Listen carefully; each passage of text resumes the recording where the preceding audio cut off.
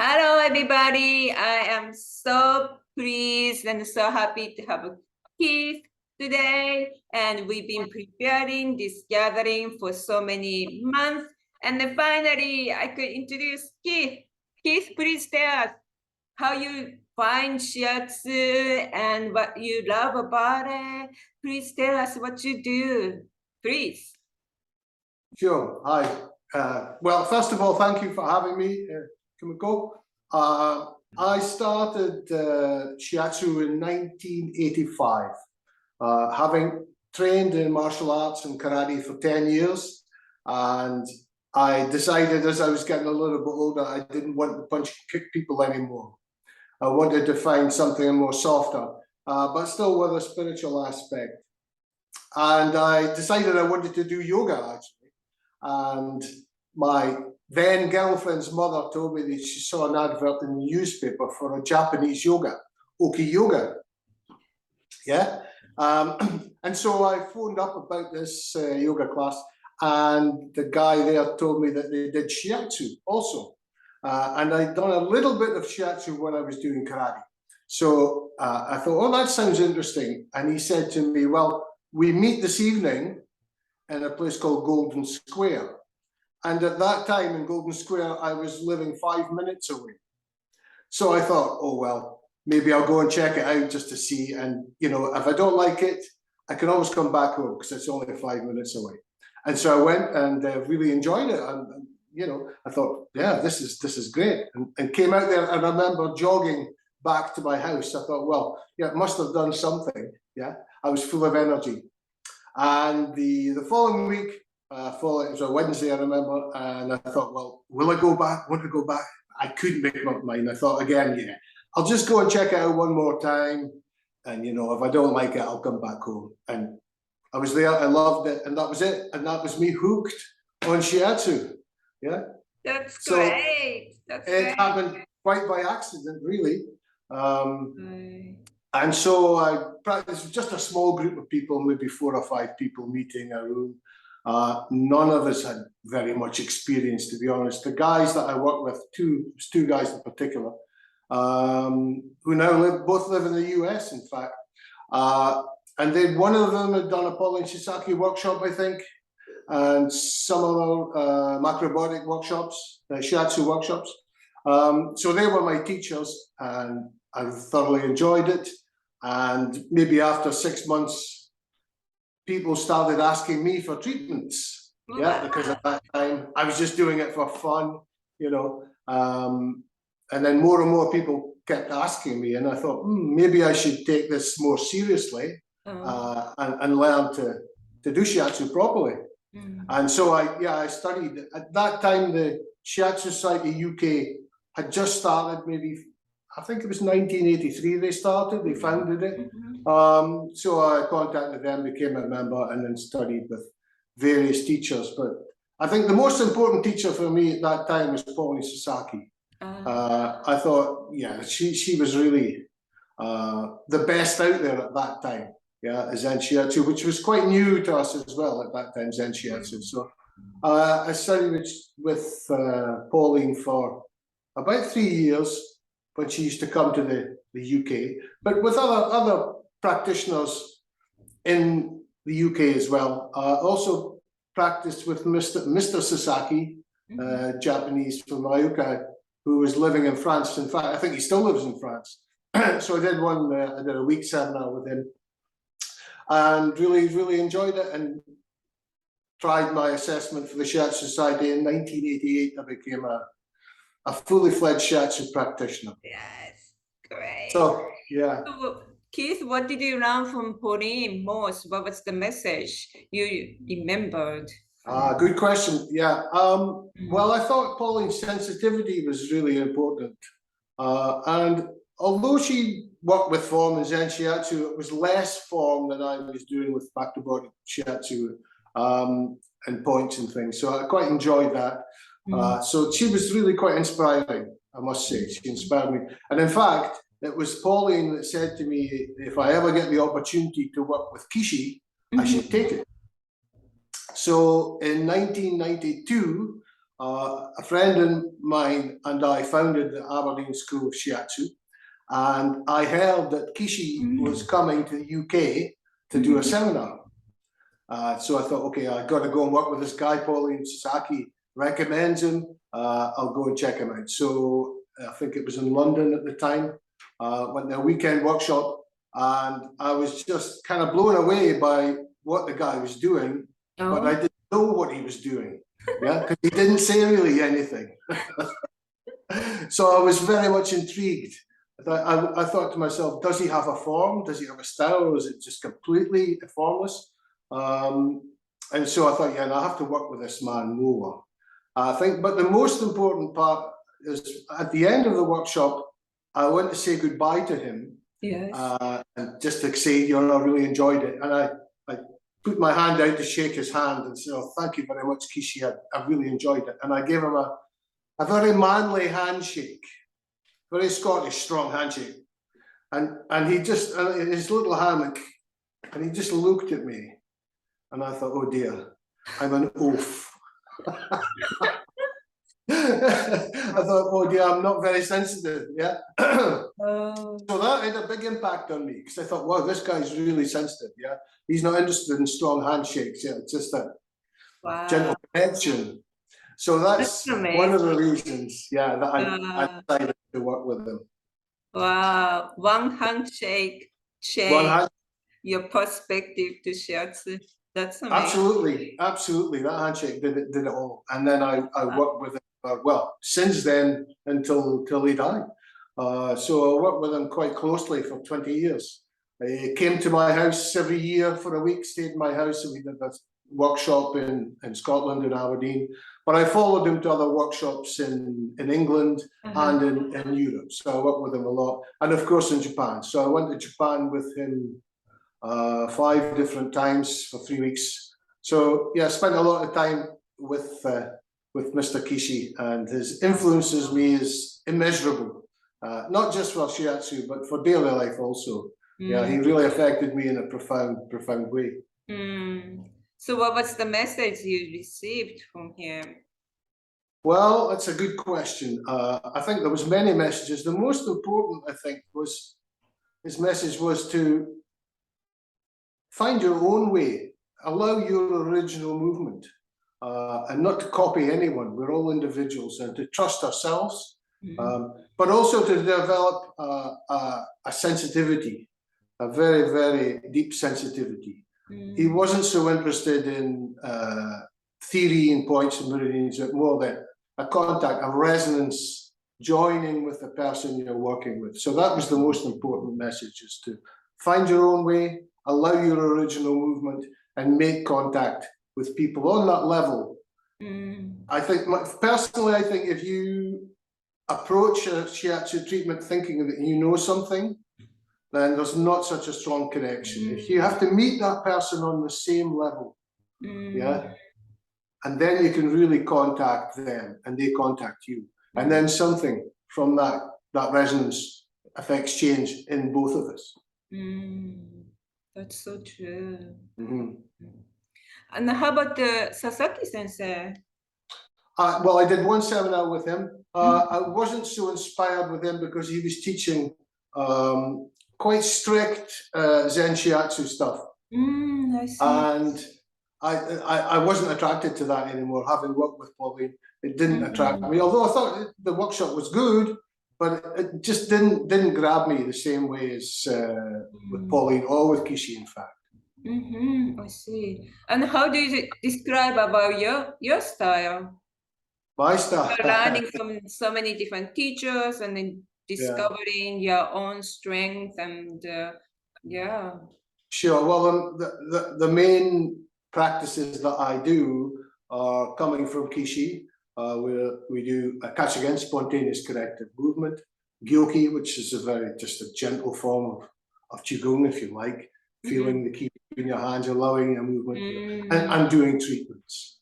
At the same time, I practice Kotodama, something called Waraku or Tsurugi-do, which Kishi asked me to practice, in fact. So I think 2002. In 2002, we were in Japan at Omoto Kyo, which are quite a well-known Shinto site. In fact, where Morihei Ueshiba sensei, he came from. He came from Omoto, and his master was a guy called Onosaburo Deguchi. So that Shinto sect. And so we were there, and at that time there was a man, Maida Sensei. He's been developing something called Waraku, and he uses the Kotodama sounds and movements. We create spirals in our body and spirals with a stick, with a bokken, to create internal spirals, external spirals with the sound. So Kishi asked me to go and practice this, and I did that. 2005, I think I started that. So I've been practicing for that for 17 years. So I integrate that into my Shiatsu teaching to help develop internal ki for people. And also for clients, sometimes I give them some sounds to work with to generate internal vibration. And that works really well. Very simple sounds we can give people, they can take away and they can practice. They can practice it also quietly. So it could be inaudible, in fact. You don't have to sound the sound. So there's many different ways to work with the Kotodama. I find that is very, very helpful for clients, but in particular for my ki development too. Wonderful. Sounds like Shiatsu had changed your life and your Absolutely. the way you Yes. think. Yeah. It certainly has changed my life. I mean, who knows how we would be if we hadn't done something? You can't tell. But for sure, you know, Shiatsu has led me in a certain direction, and I'm very happy with that. So, yeah, I think I'm lucky to have met some really interesting people along the way. Yeah, that's wonderful. Wonderful. Wow. And you've been teaching, right? Keith, please tell us about your school, and then tell us very interesting clients whom you met. Okay. Well, I first started the Shiatsu school with a colleague of mine in 1992. And at that time, we were just teaching traditional Shiatsu. And I did that until 1998. And then I decided I didn't want to teach in that way anymore. And so I left the Shiatsu school and started working on my own, based more on Kishi's work, Seiki style work. And so I don't really have a school anymore, although people come and train with me, but I don't do a specific course. Yeah. And that's how Kishi worked as well. You know, you just went and you work with a guy and you kept working with the guy. And so I like to work that way too. So I don't give out certificates or anything. People come and work with me, they go away again and they come back, that's fine. And, you know, it's a connection for both.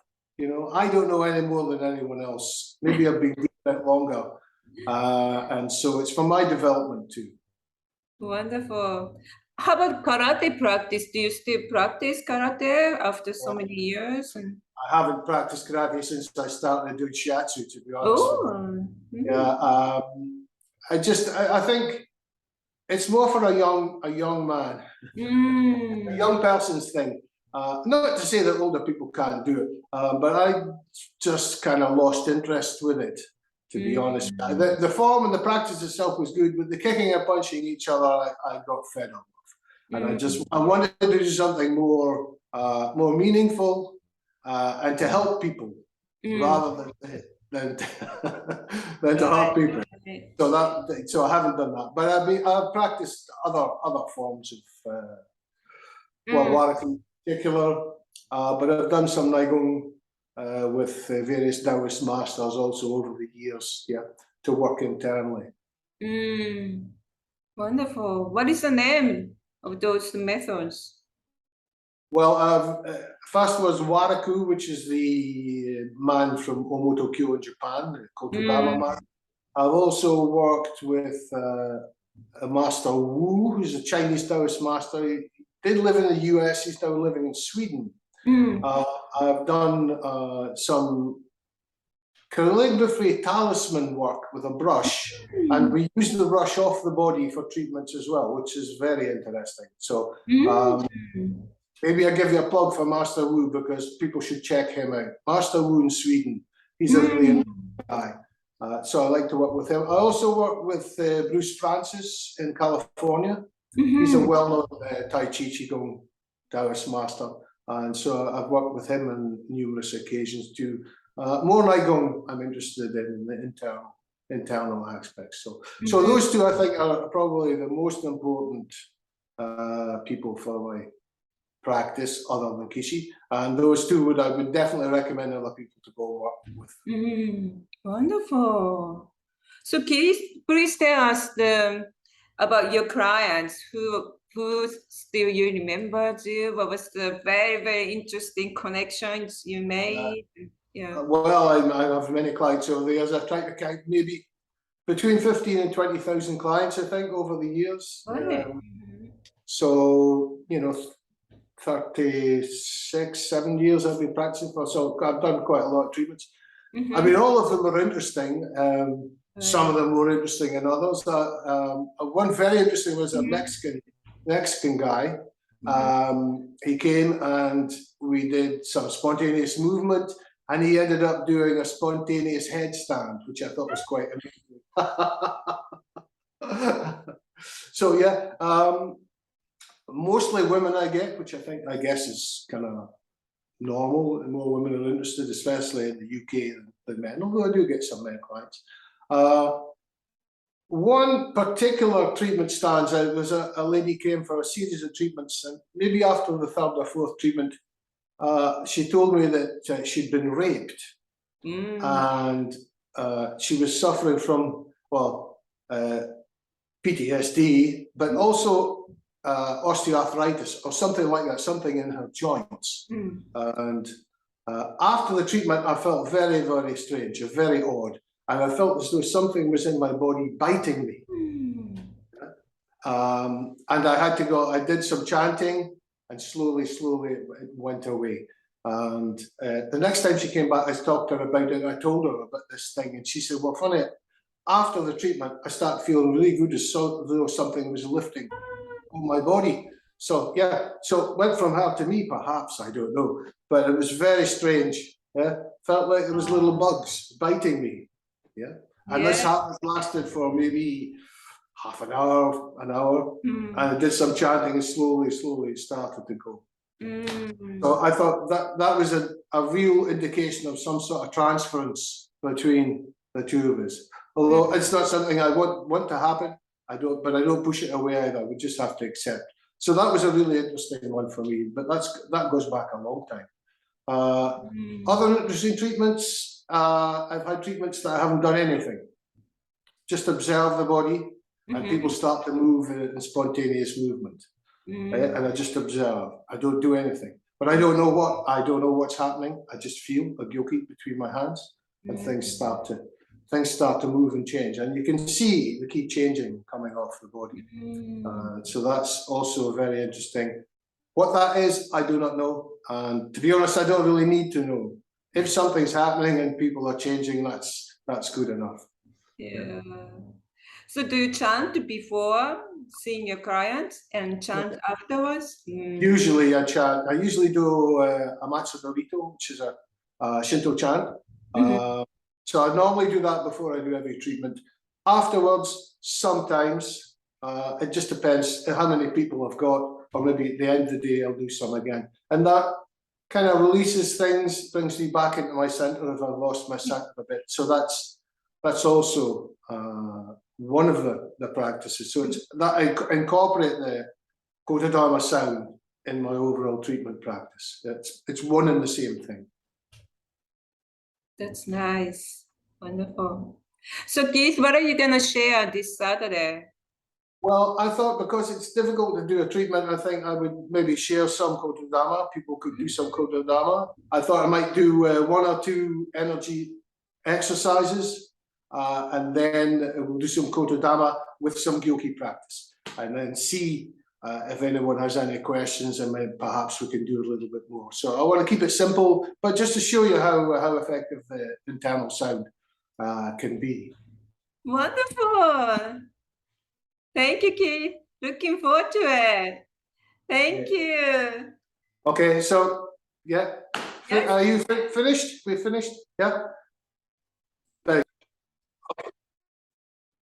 Hi, my name's Keith, and I'm happy to be with you this Saturday, the 10th of September, and I'll share with you a little bit of my practice, Shiatsu and Sei Ki practice since 1985. So I'm looking forward to it, and hope you can make it. Thank you.